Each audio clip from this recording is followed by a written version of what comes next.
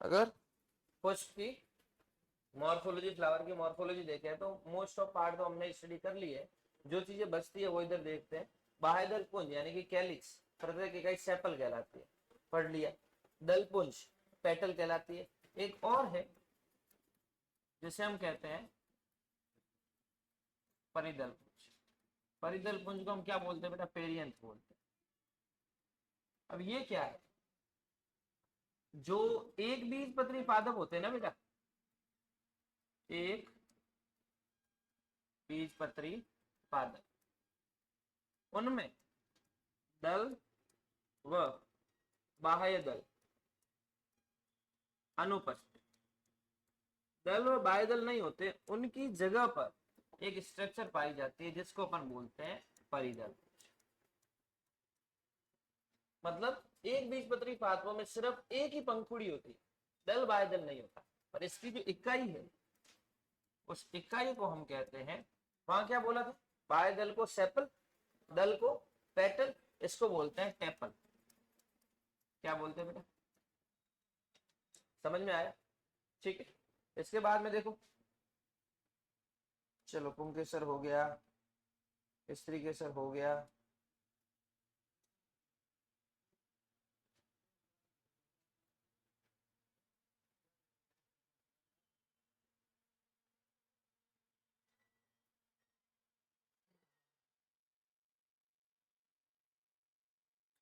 ठीक है, परिदल पुंज। अब इसके बाद में एक चीज देखो, पुष्प की सम्मिति। पुष्प की कुछ टर्मिनोलॉजी है। समिति का मतलब है कि अगर पुष्प को किस हिसाब से रखें, किस तल में रखकर काटे तो उसके दो भाग मिल सकते हैं। पहली आती है त्रिज्या समिति। क्या आती बेटा? अरे बजाओ मत बेटा। त्रिज्या समिति का मतलब इधर देखना बेटा, जैसे ये पुष्प है, इस पुष्प को किसी भी तल में रख करके मैं काटूं,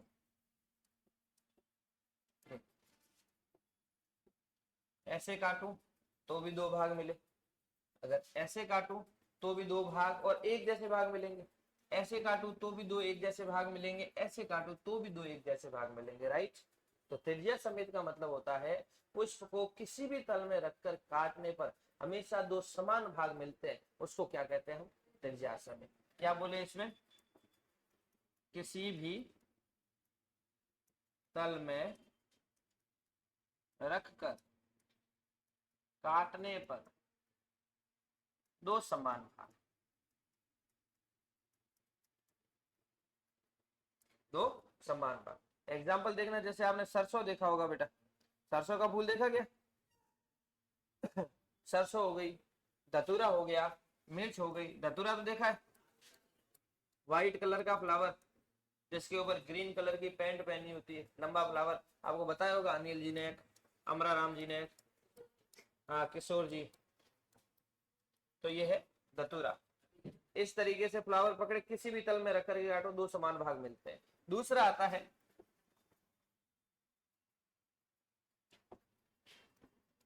एक व्यास समिति। क्या बेटा? एक व्यास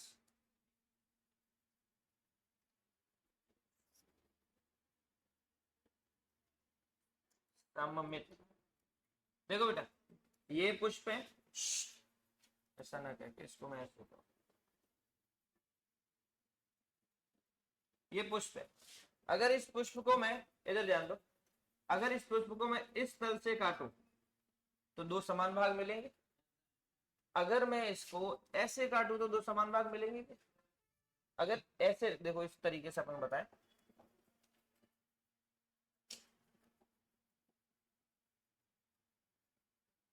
जैसे ये पुष्प की एक पंखुड़ी है या एक पुष्प है, इसको मैं अगर इस तल में रख करके काटूं तो दो समान भाग मिले, ओके। अगर ऐसे रखूं तो दो समान भाग मिल रहे हैं? नहीं। तो एक व्यास समेत का मतलब होता है कि पुष्प को एक तल में रखकर काटने पर दो समान भाग मिलते हैं। एक तल में काटने पर दो समान भाग। ठीक है, पूरी लैंग्वेज नहीं लिख रहे हैं। अगर इसके बेटा उदाहरण देखें तो उदाहरण के तौर पे आपने मटर देखा होगा, मटर की फली अगर बीच में से रख करके काटोगे तो दो एक जैसे मिलते हैं, बट मटर भी दाने भी एक जैसे होते हैं। अगर ऐसे न रख के मैं ऐसे काट दूं तो क्या दो एक जैसे मिलेंगे, है ना। तो एग्जाम्पल लिखो इसमें मटर, मटर के साथ में एक और एग्जाम्पल है सेम, गुलमोहर, एक है एग्जाम्पल इसमें एक और लिख देते केसिया। ठीक है, ऊपर सरसों हो गया, धतूरा हो गया, वो हो गया। चलो आगे परिभाषा देखते हैं। हाँ, ये इंपॉर्टेंट है। जैसा आपने पुष्प देखा, ये पुष्प ग्रंथ का ऊपरी फूला हुआ भाग पुष्पासन कहलाता है। ये अंडाशय, ये वर्तिका और ये वर्तिका, राइट। पुष्प के सारे भाग कहां से निकलते हैं, यहां से, यहां से। ये अगर इसकी बात करो ये, और बाकी वाले ऐसे है ही, ऐसे। तो इस आधार पर, इस आधार मतलब पुष्प जायांग से किस प्रकार से समानता दर्शाते हैं, तो अपने पास में टॉपिक का नाम है पुष्प का विन्यास। पहला हम बोलते हैं अधो जायांगी। क्या है बेटा, देखो अधो का मतलब होता है नीचे, अधो का मतलब क्या होता है, नीचे। ये अपने पास में जायांग, ये पुष्पासन और ये पुष्पदल। पुष्प के सारे भाग जायांग के नीचे से निकलते हैं इस तरीके से, और ये बायदल और बाकी वाले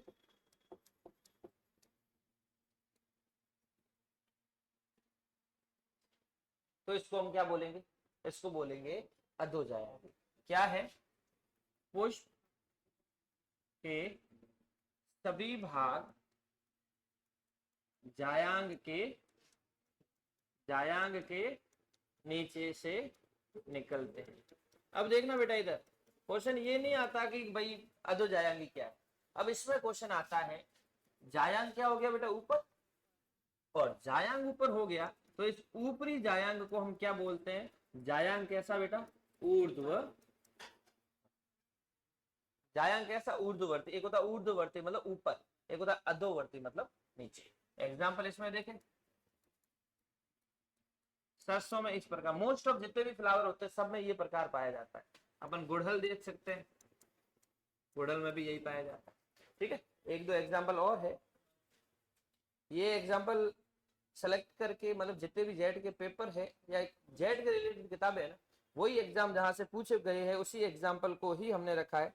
जैसे कि अधो जायांगी के अंदर सरसों हो गया, गुड़हल हो गया, एक और एग्जाम्पल दिया था बैंगन। दूसरी टर्म देखें, अधो जायांगी के बाद में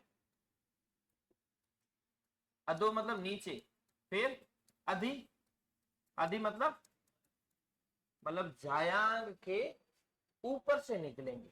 चित्र बनाए, देखो बेटा,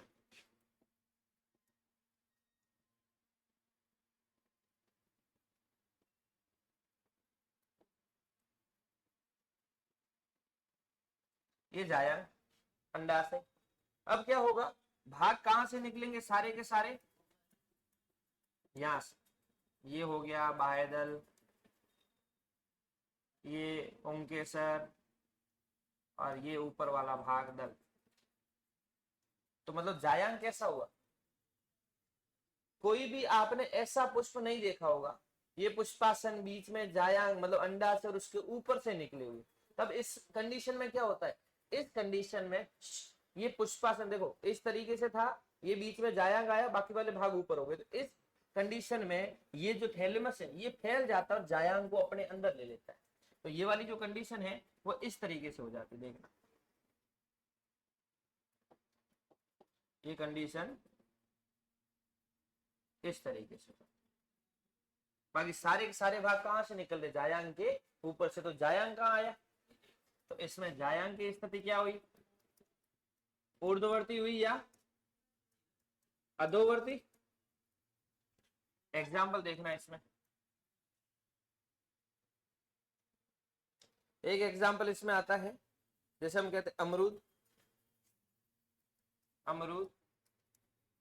एक एग्जाम्पल है घिया, ठीक है।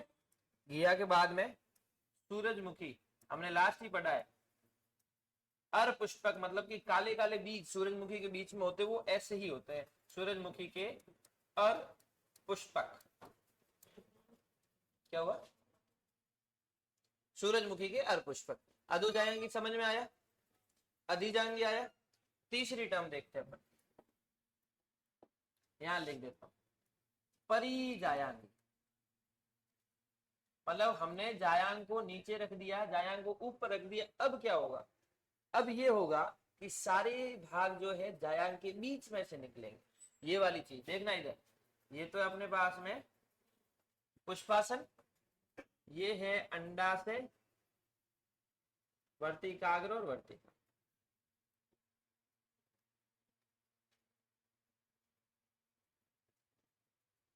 ऐसे, और सारे भाग कहां से निकलेंगे, सारे भाग यहाँ बीच में से निकलेंगे।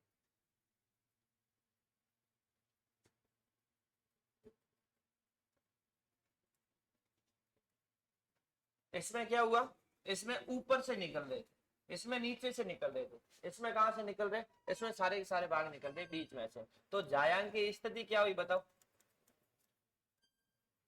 आधा ऊपर आधा नीचे। तो हम कह सकते हैं अर्ध ऊर्ध्ववर्ती या अर्ध अधोवर्ती, बात तो वही हुई।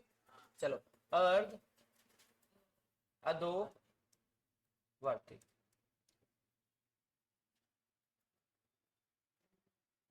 ये तीसरा वाला भाग, इसके एग्जाम्पल देखना, पल्म, गुलाब,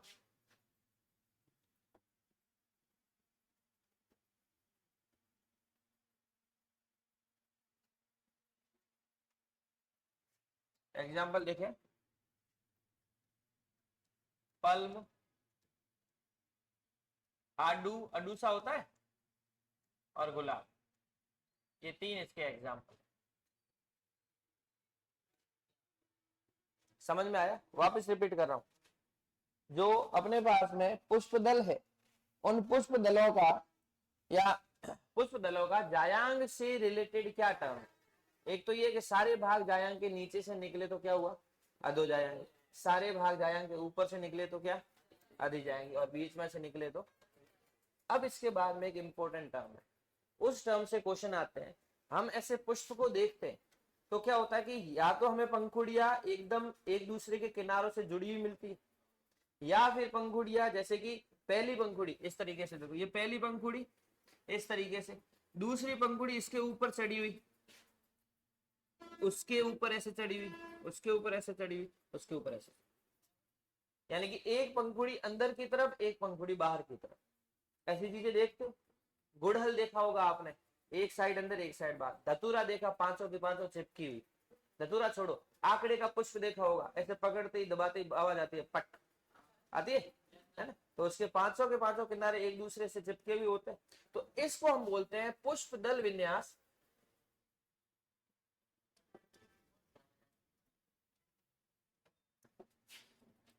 पुष्प दल विन्यास। देखो बेटा, पहला होता है कोर स्पर्शी। क्या होता है, कोर का मतलब क्या होता है, छोर। कोर का मतलब छोर, मतलब कि किनारा। ऐसे पांच की जगह, पांच बात करें तो ये एक, ये दो, ये तीन, ये चार, ये पांच, ये पांचों के पांचों आपस में ऐसे जुड़े हुए। तो इसको हम क्या बोलेंगे, कोर स्पर्शी। समझ में आया। अब देखो टर्म से पता चल रहा है, कोर स्पर्शी दल आपस में, आपस में एग्जाम्पल, सबसे बढ़िया एग्जाम्पल, एग्जाम्पल सबसे बढ़िया एग्जाम्पल है। अब दूसरा देखो, कोर स्पर्शी के बाद में आता है व्यावर्तित, व्यावर्तित। अब व्यावर्तित में क्या है देखना बेटा, इधर जैसे ये एक पंखुड़ी अभी बताया, ये दूसरी, ये तीसरी, ये चौथी और ये देख लो, एक पंखुड़ी एक तरफ से अंदर दूसरी तरफ से बाहर, एक तरफ से अंदर दूसरी तरफ से बाहर, एक तरफ से अंदर दूसरी तरफ से बाहर, एक तरफ से अंदर दूसरी तरफ से बाहर, एक तरफ से अंदर दूसरी तरफ से बाहर। तो इसमें क्या लिखेंगे कि दल का एक सिरा, सुनना बेटा, ढका हुआ, एक सिरा ढका हुआ तथा दूसरा सिरा पास वाले दल को ढकता है। इजी लैंग्वेज है, किताब की लैंग्वेज नहीं। एक सिरा ढका हुआ, दूसरा सिरा पास वाले दल को ढकता है, राइट। ये किसमें देखने को मिलता है हमें, ये देखने को मिलता है गुड़हल के अंदर, सबसे अच्छा एग्जाम्पल। समझ में आया। फोर स्पर्श में किसी को दिक्कत, व्यावर्तित में दिक्कत। तीसरा बता रहा हूं और सबसे इंपॉर्टेंट,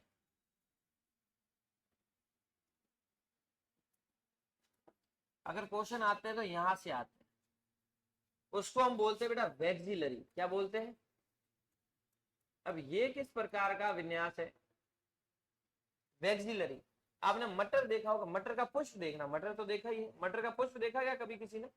मटर का पुष्प इस प्रकार से होता है, ये सबसे ऊपर वाला एक दल, सबसे ऊपर वाला, साइड में दो इस तरीके से रहते हैं, इधर से ऊपर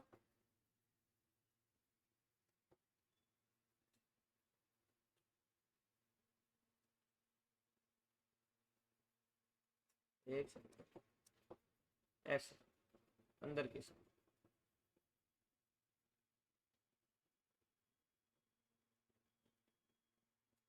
कितने हुए तीन, दो की बात करें तो वो यहां होते हैं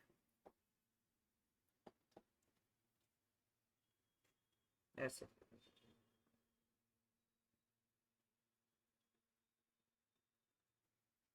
जो मटर का फूल होता है वो इस तरीके से होता है। अगर इस तरीके से बात करिए तो ठीक है, ऊपर वाला, साइड वाला और नीचे ऐसे फैल जाता है, ठीक है ना। इसको कहते हैं मटर के पुष्प, वैक्सिलरी कहते हैं। ये जो ऊपर है इसको बोलते हैं मानक। क्या बोलते हैं, मानक। मानक बिल्कुल बाहर रहेगा और एक रहेगा। साइड में है इसको और इसको, दोनों को बोलते हैं ध्वजक। क्या बोलते हैं, या इसको बोलते हैं पंख, क्योंकि साइड में लहरा रहे, इधर से तो अंदर है लेकिन इधर से क्या है, बाहर। और ये जो है इसको बोलते हैं कील। क्या बोलते हैं, कील। इसको हम बोलते हैं वैक्सिलरी। और मटर का कुल कौन सा है बेटा, पेपिलियोनेटी। लेग्यूमिनेसी के अंदर उपकुल है पेपिलियोनेटी, इसलिए इसको पेपिलियोनेसियस भी कहते हैं। एग्जाम्पल क्या हुआ, समझ में आया। पहला तो क्या हुआ, फोर स्पर्श। दूसरा क्या हुआ, व्यावर्तिक। तीसरा क्या हुआ, वैक्सिलरी। एक और है चौथा, कोर छादी। अब कोर छादी का मतलब है कि पांच है जिसमें से ये एक बाहर, क्लियर, और एक पूरा अंदर। दो पहले ही बना दिए मैंने, एक को बाहर रखना है, एक को अंदर। अंदर रखेंगे तो इधर से भी ढका हुआ होगा और इधर से भी ढका हुआ होगा, ओके। अब ये बिल्कुल बाहर रखना है तो मैं इसको ऐसे करूं और इसको भी ऐसे करूं, तो एक पूरा बाहर, एक पूरा अंदर, बाकी वाले क्या होते हैं, व्यावर्तित। वापस बना रहा हूं इसको, ये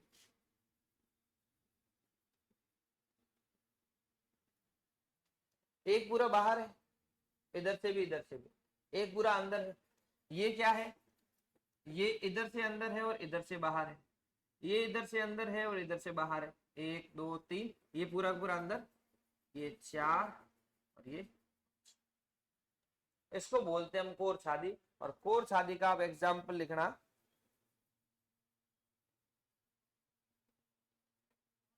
गुलमोहर एग्जाम्पल है, गुल मोहर। और एक और एग्जाम्पल इसका केसी। ये अपने पास में है पुष्प से रिलेटेड क्या चीजें है बेटा, परिधिल पुंज एक रह गया था वो, पुष्प की समिति, पुष्प का विन्यास, ये पुष्प दल विन्यास, जो 4 प्रकार के हैं और इन चारों में से क्वेश्चन पूछे जाते हैं, इसलिए आपको ध्यान रखना है। अब इसके अलावा अगर बात करें, लास्ट टर्म है अपने पास में बीजांड है, बीजांड के अंदर क्या रहते हैं, अंडप रहते हैं, कार्पल रहते हैं, वो किस प्रकार से विन्यासित रहते हैं उसको हम बोलते हैं बीजांड विन्यास। क्या बोलते हैं बेटा, सुना है आपने? ज्यादा इसमें कंफ्यूज नहीं करेंगे, जो क्वेश्चन आता है वही आपको बता रहा हूं। अपने पास में 5 या 6 प्रकार के बीजांड विन्यास है, इसको इंग्लिश में बोलते हैं प्लेसेंटेशन। पहला, दूसरा, तीसरा, चौथा, पांचवा। पहला है सीमांत। क्या है बेटा, अगर क्वेश्चन आता है तो उदाहरण ही पूछा जाता है, ये कुछ कोई भी नहीं पूछता कि सीमांत क्या है। सीमांत का मतलब होता है बेटा मार्जिनल, मार्जिनल, मार्जिनल का मतलब मार्जिन से बनाया, मार्जिन मतलब किनारा। अगर अंडप जो है किनारों पर लगे हो, इस तरीके से आपने एक चीज देखी होगी, बना दूं आप बता दो कि ये है क्या।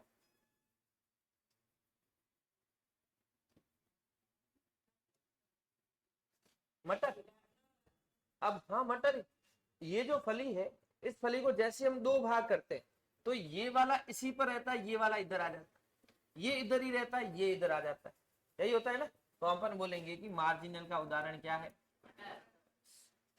ये ध्यान रखना है, इसके अलावा कुछ ध्यान नहीं रखना। दूसरा, वित्तीय,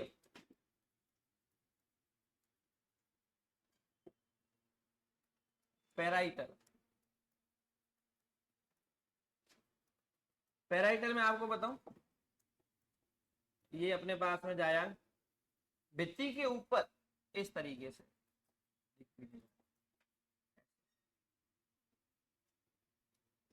ऐसे अंडप लगे हो भित्तियों पर, तो इसको अपन बोलते हैं क्या, वित्तीय प्रकार का या पेराइटल प्रकार का। और पेराइटल के अंदर अगर आपको एग्जाम्पल बताएं तो सरसों हो गया, मतलब एक ही एग्जाम्पल है, क्रूसीफेरी, नाम सुना, क्रूसीफेरी, या दूसरा नाम क्या है बताओ, ब्रेसिकेसी, वेरी गुड।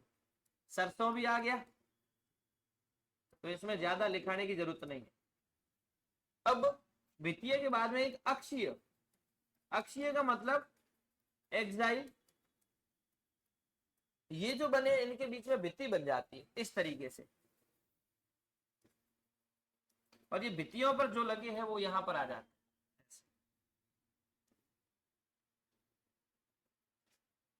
टमाटर देखा है, नींबू देखा है, उनके अंदर ये वाली चीज पाई जाती है, तो एग्जाम्पल लिख सकते हैं कि उदाहरण टमाटर करो, वेरी गुड, नींबू और गुड़हल, और भी रह गया तो वो भी बता दे भाई, गोभी। लास्ट है मुक्त स्तंभीय। एग्जाम्पल ध्यान रखना, वापस रिपीट कर रहा हूं भाई, मुक्त स्तंभीय, मुक्त स्तंभीय का मतलब है कि बीच में,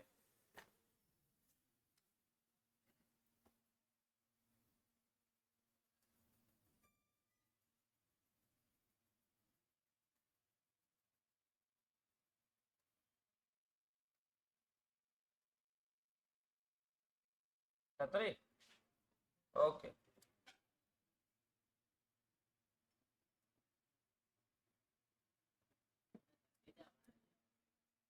कोई नहीं, तू सही कर लेना बेटा। सीमांत का ऊपर ये वित्तीय, ठीक है, ये अक्षीय। मुक्त स्तंभीय का बताएं तो मुक्त स्तंभीय का मतलब ये गोला, बीच में ये अक्ष, इस अक्ष पर ऐसे लगे होते हैं। ये हालांकि पूछा नहीं जाता, अगर क्वेश्चन आएगा, हेलो, क्वेश्चन आएगा तो ऊपर के तीनों से पूछा जाता है, इसके अलावा पूछा ही नहीं जाता। लेकिन इसका एक एग्जाम्पल ध्यान रख लो, क्या आपने एक नाम सुना होगा, इवनिंग प्राइम रोज, पुष्प का नाम, इवनिंग, इवनिंग प्राइम रोज।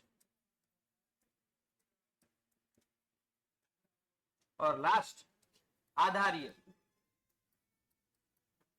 आधारीय का मतलब होता है कि आधार में बस एक बीजांड इस तरीके से लगा रहता है। ये किसमें होता है? सूरजमुखी में। किसमें? और इसी कौन सा कुल? कंपोजिटी नाम सुना होगा आपने, एस्ट्रेसी, इस कुल का सदस्य है। बस ये 5 नाम और 5 एग्जाम्पल ध्यान रख लो। अगर यहां से क्वेश्चन पूछता है तो यहीं से पूछता है, इवन ये नहीं, जेट नहीं, नीट के एग्जाम में भी क्वेश्चन आता है तो सिर्फ और सिर्फ इसके उदाहरण आते हैं। नीट भी छोड़ो, कोई कॉम्पिटिटिव में, बायोलॉजी के कॉम्पिटिटिव में कहीं पर भी एग्जाम में क्वेश्चन आता है तो इसके उदाहरण से ही पूछा जाता है। बिल्कुल सीधा पूछते हैं कि मटर में किस प्रकार का बीजांड विन्यास पाया जाता है, या फिर पूछा जाता है कि वित्तीय प्रकार का बीजांड विन्यास किन पात्रों में पाया जाता है, नीचे 4 कुल का नाम दे देंगे। या पूछा जाता है कि अक्षीय प्रकार का, या एक चित्र दे दिया, यही दे दिया। इन दोनों में कंफ्यूजन होता है आपको, ये चित्र दे दिया और नीचे लिखा आता है कि निम्न को पहचानिए किस प्रकार का बीजांड विन्यास। समझ में आया? अब इसके बाद सुनो, अपने पास में मॉर्फोलॉजी के अंदर अब 2 चीजें बचती है। एक तो बचता है बीज, जो हमने पुष्पीय पादपों के जनन में कर लिया, भ्रूणपोषी बीज, अभ्रूणपोषी बीज, है ना, और फिर एक बीजपत्री बीज, द्विबीजपत्री बीज, और उसकी ट्रिक भी आपको बताई थी, BMW कार और X पबजी। क्वेश्चन आएगा तो वहां से, और वही चीज अपन वापस पढ़ेंगे। फल के बारे में पढ़ लिया, 2 प्रकार का है, सत्य फल और आभासी फल, और एक अनिषेक फल। उसके अलावा जो आप फल पढ़ते हो कि सरस फल, शुष्क फल, है ना, वो एग्रीकल्चर के अंदर आप पूरा डिटेल में पढ़ते हो। यहाँ शॉर्ट में है तो एग्रीकल्चर में वैसे सर ने पढ़ा दिया होगा या पढ़ा लेंगे, पढ़ा दिया गया, तो यहाँ पर जिक्र करने की जरूरत नहीं है। ये मॉर्फोलॉजी अपने आप क्लियर हो जाती है। कल अपन स्टार्ट करेंगे एनाटॉमी, मतलब पादपों की आंतरिक संरचना, किसकी? जड़, तना और पर्ण की। ठीक है, इन 6 स्लाइड को आप अभी लिख लो।